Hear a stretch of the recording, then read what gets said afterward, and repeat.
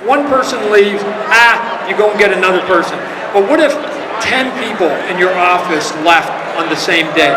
It would be problematic. And so I felt that it would be way more impactful if 3 of us sort of banded together and put all of our stuff under one title.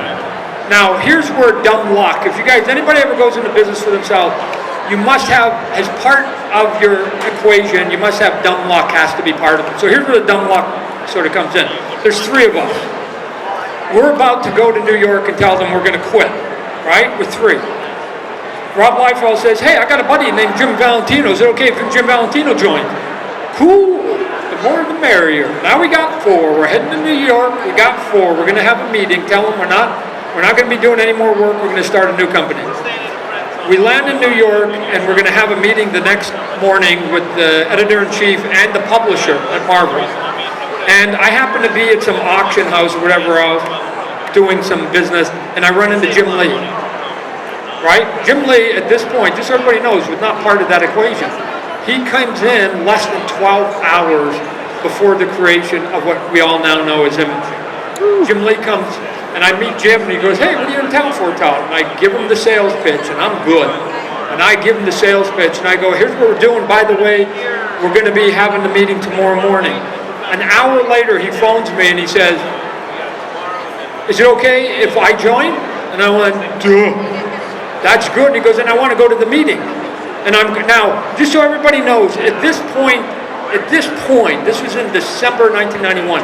At this point, Rob Liefeld and Eric and Todd, but mostly Rob and Todd, we were the renegades, we were the rebels, we were those nasty boys.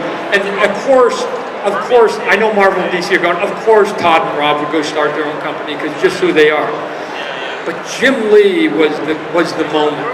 Jim Lee was the perfect model employee.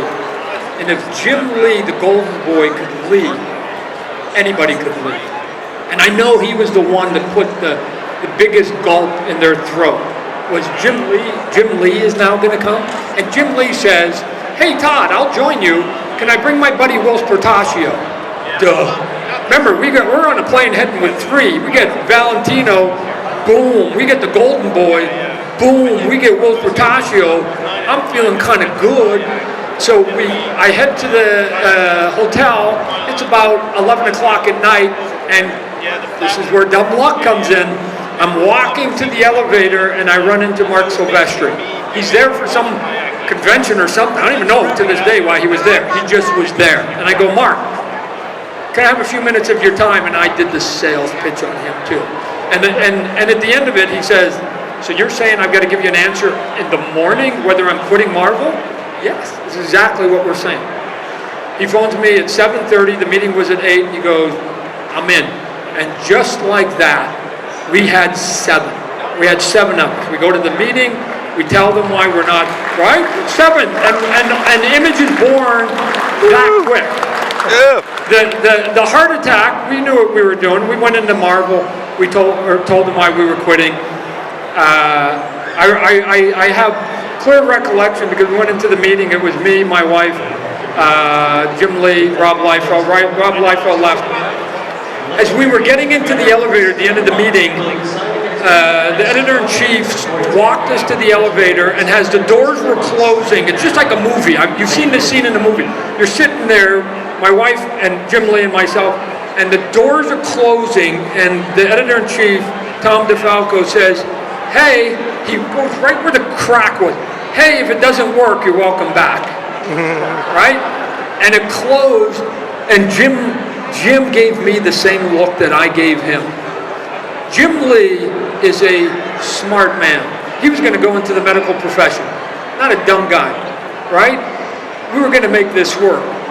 We were going to go into printing comic books, right? My dad has been in the printing business up to at that point for 40 years, right? You know what printing comic books is? Ink on paper. And you want to know how hard ink on paper is? Pull out a piece of paper in your back pocket and take a ballpoint pen and draw a line, and you've got ink on paper. It's not complicated what we're doing, right? We got to come up with ideas. I get it. We got to draw them, but it's still ink on paper. It's not complicated. We were going to be able to publish books. what was the unknown at that point was whether we could continue to do the business, because we weren't business people, right? But here's the deal that we made on day one, and it still exists today. As a matter of fact, we've honed it so it's even better. If you come to Image Comic Books and do a book, we own nothing. Zero. You own 100%. For us to publish the book, we take a flat fee. At the beginning, it was a commission. It was a percentage. But then I said that's not fair, because we're doing the exact same work for every book. If this book sells 3 times as much, why do we get 3 times as much? It's not fair. The person that should benefit should be the creative people. So we made it a flat fee, and for over 20 years, it's been a flat fee. So everybody we charge a flat fee. What that gets you is solicitation, it gets you distribution, we print the books, we make sure they get to the stores, we collect the money, we put it all together, and all this stuff that's unsexy that you don't want to do because you're a creative person, we do it for you. We take a little bit of a piece of it, and the rest is yours. It's yours. 100% yours, right? Not only is it the best deal in comic books, it is the best deal in entertainment, period, right? So you go and do a song and you want to put it on iTunes, Apple takes 30%. They say, hey, we don't want to own anything, but we'll take 30%. 30% of the Beatles, 30% of the Rolling Stones. What are you talking about? 30% of Beyonce. That's a lot of cash, right? And they go, well, we don't own anything, right? But 30%, we don't. We take a smidgen. And so my encouragement is to anybody here that's ever thought of doing a comic book, I am begging you, do it. Do it. I hope you'll give us a chance at Image to do it, but if you don't, that's okay. And here's why, ladies and gentlemen. Here's why. There is a big, giant door opening right now, and it can't be filled to the need that the city called Hollywood needs. Right? So let's walk. How does it work? DC Comic Books is owned by Warner Brothers, right? If you pay attention to the business, Warner Brothers never, ever lets any of their characters outside the family called Warner Brothers. It never goes outside. Disney paid $4 billion for this thing called Marvel. And then they dropped another $2 billion to get Iron Man back. And then they tried to get Spiderman back. They got this sort of hybrid deal. They tried to get Fantastic Four back. Fox said no. And so what did they do? They canceled Fantastic Four. Why is there no Fantastic Four comic book?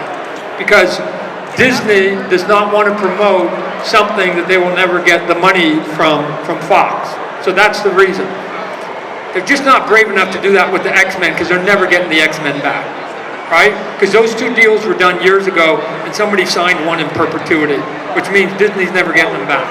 So, but Disney now is going to figure out how to keep all their stuff, just like Warner Brothers, into a corner. They're going to put them into a corner. What does that mean?